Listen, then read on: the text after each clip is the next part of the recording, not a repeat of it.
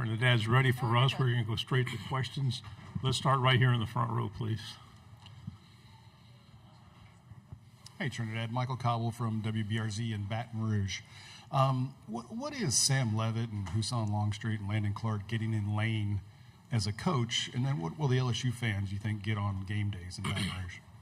I'd say, the quarterbacks at LSU are going to coach with a lot of experience. Coach Kiffin has been in the college game long time, also NFL career too. But yeah, getting a good coach, solid guy. So yeah. Right here in the front row. Trinidad, Whitman Clark tied 100.9 in Tuscaloosa. You finished last season mocked as an early day 2, second or third round kind of quarterback. What are you looking to show NFL scouts this year to prove to them that you belong as a first round draft pick?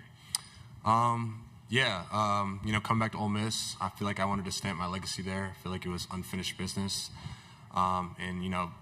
Things that GM should know about me is I feel like each year in, each year out, I feel like I've, ultimately gotten better, whether it was at Ferris State and, here at Ole Miss, and I'm the ultimate competitor, put my head down and do whatever it takes to win. Third row in the end, please. Hey, Abby Miller with The Reflector from Mississippi State. With this being your last year playing with the Rebels, how do you feel about having a home advantage for the Egg Bowl? It's going to be great playing Oxford. I'm not going to miss those cowbells, ringing every play. But, yeah, I'm just excited to play, the Egg Bowl, in Oxford. I kind of got both worlds, I guess, playing at Starkville this past year, and then now get to play him, in Oxford. So just super excited for our fan base and, how electric that game will be. Third row on the end. Hey, Trinidad. When you saw the news of Clemson coach Dabo Swinney accusing Ole Miss of tampering, what was your reaction? My reaction, really didn't know what was going on, honestly. That's above my head, to be honest, and really wasn't focused on that, to be honest. Second row.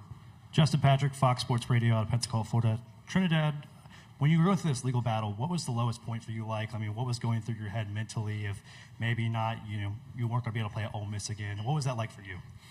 Yeah, I feel like, whatever the case or whatever the decision was going to be, God willing, I was going to play football regardless, whether it was in the NFL or, in college back at Ole Miss. And I guess the lowest point in the times where I was down the most is just the uncertainty of it.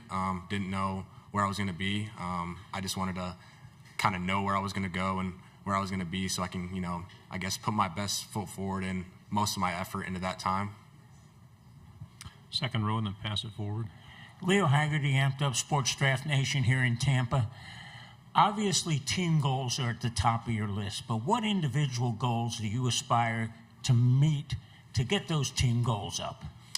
Yeah, I feel like, individual success and the awards that come with it are only based off like how good your team is and how far your team goes in the playoffs and the accomplishments that your team makes. So yes, individual awards are nice, but I'm nothing without my team. I'm nothing without my offensive line. I'm nothing without my defense and all the people that have poured all their time and energy, into making the team the best. So. Hey, Trinidad. Nathan Lee, WLBT Sports in Jackson, Mississippi.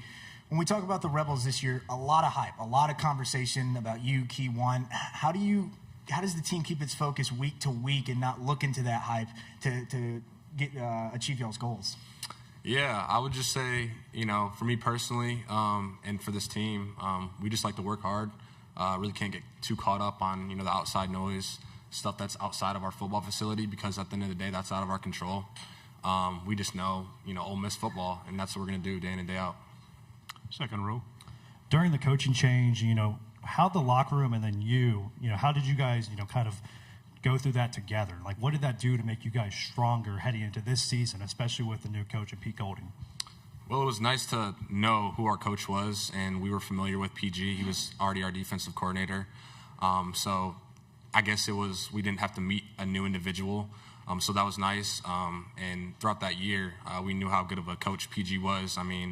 He's been along in the game for a long time now, a lot of experience. And, for a team aspect, we're fine with it. We knew that PG just wanted to win and would do whatever it takes to win. And that was our same mindset for the team. Fifth row and then pass it forward to the aisle. Go ahead. Jaron with AO.com. Trinidad, having a year under your belt already, what does playing football in the SEC mean to you personally? I would just say, it's a dream come true. I've said that before.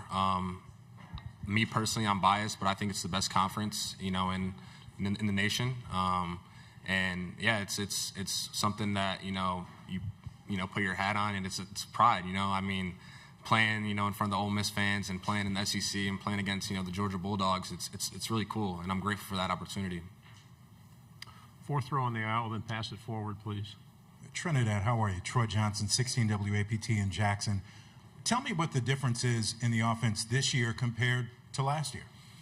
Not too much has changed. I feel like PG, when he was going through that process of hiring OC, he wanted stability within the scheme and within the offense. And JDB, in his experience, he was at Ole Miss before, so kind of knows and understands what our offense is, and it's ideally the same offense as last year. There's some new terminology and some new plays that we might, mess around with here and there, but at the end of the day, it's ideally the same. Second row again. Avery Cameron, WCBI in Columbus, Mississippi. How have you kind of just seen the difference in, yourself and your team having your first full off season in Oxford and kind of going into this season as QB1? Yeah, it's been great. I love that I got an off season under my belt. I guess you could say it's more comfortable, every time I'm, heading to the facility in the morning, watching film with JDB, Coach Judge, and all the other coaches as well. So that was good to, I guess, create that bond with, the new transfers and new guys that we got. And it was great to have a great offseason. On the aisle, then pass it forward 2 rows. Trinidad, good to see you again. David Edelstein, sports director of WJTV, CBS 12 in Jackson, Mississippi. How does this team follow up last season, where you guys were kind of this Cinderella team in a way that accomplished so much, making the first playoff? And the way that it ended right at the end of that semifinal game, how does this team follow that up? What are the plans and the mindset for you guys? Yeah, the standard at Ole Miss is winning a national championship, but, we can't get too ahead of ourselves. Last year is last year. That's done with. Nobody cares about what we did and what we accomplished last year. It's a new year. So now we're just, looking forward to fall camp and attacking that, as hard as we can. And then, week 1 in Louisville. 2 final questions. We'll start at the end over here, then come right here. The Island Time in Oxford song. What do you think about it? Do you think it'll be played at the games this year? Yeah, I love it. I love how creative our fans are. I love that, they embrace me and, my teammates, with that song. It's really cool to see, and hopefully they do play it a lot when we score a lot of touchdowns. Final question here. Your former head coach last year, obviously an offensive-minded guy. Pete Golding was a defensive coordinator, so naturally he's a defensive-minded guy. What's the difference in relationships between a starting quarterback and an offensive-minded head coach and a starting quarterback with a defensive-minded head coach? And does it force you to kind of get closer to your position coach or your offensive coordinator at all? I think it's awesome. Every time that I go to practice, I think that I'm playing, the best defense in the SEC. PG is a defensive mastermind, and honestly, it's like playing chess out there between ourselves, and it's cool, and I love it. It's iron sharpens iron, and I would just say the difference is, I guess I'm not talking to PG as much as in our scheme, offensive-wise, he's more defensive. But other than that, it's great, day in and day out. I love, going up against our defense and, seeing what type of variations we could see defensive-wise. So that just helps me, when I'm facing Georgia or Texas or any other defense in the nation. Trinidad, I wish we had more time. Thank you very much. Appreciate you guys. Thank you.